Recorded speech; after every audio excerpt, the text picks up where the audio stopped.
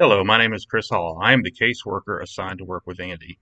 For background's sake, Andy is a 12-year-old child of older parents, and he is exhibiting difficulties in written and verbal communication. It has been noted that Andy's difficulties are beginning to create difficulties for him academically and socially. Andy's parents indicate that he does well on multiple choice tests, and he does indeed have friends.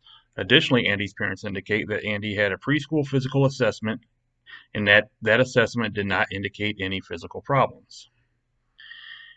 Andy's symptoms of inability to organize thoughts and ideas, coupled with his communication and social troubles, are cause for concern, but I do not believe that they are cause for alarm.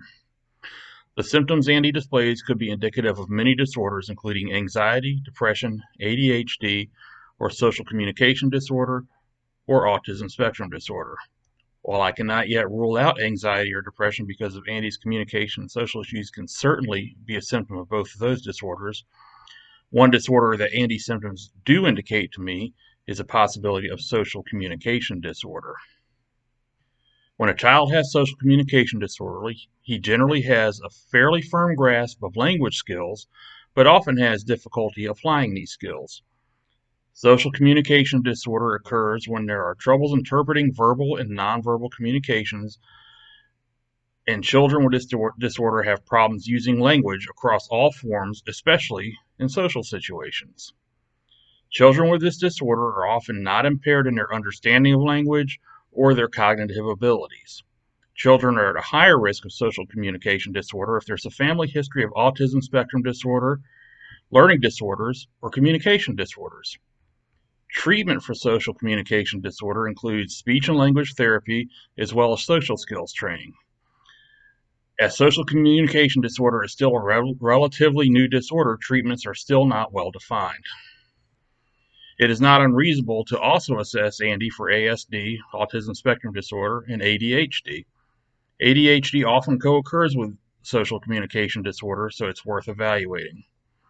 Additionally, in order to diagnose social communication disorder, ASD must first be ruled out. Andy's symptoms could also be indicative of ASD, which is another reason for assessing him. Symptoms of ASD can include language and social impairments, as well as behavioral, cognitive, and other symptoms. ASD can be caused by genetic or neurobiological factors and is essentially a different way for the brain to work, to put it simply. Treatments for ASD include medications, psychological counseling, and applied behavioral analysis. ABA therapy for children with ASD can improve outcomes in behavior, cognition, life skills, communication, and social skills. As assessments are conducted on Andy, we will get a clearer picture of what treatment direction to go with Andy. Andy has shown he can do well academically, so like I said earlier, any diagnosis should not be any cause for alarm. The disorders we have discussed are manageable and have good prognosis. Andy's assessments will allow for accurate diagnosis and a proper treatment plan for Andy.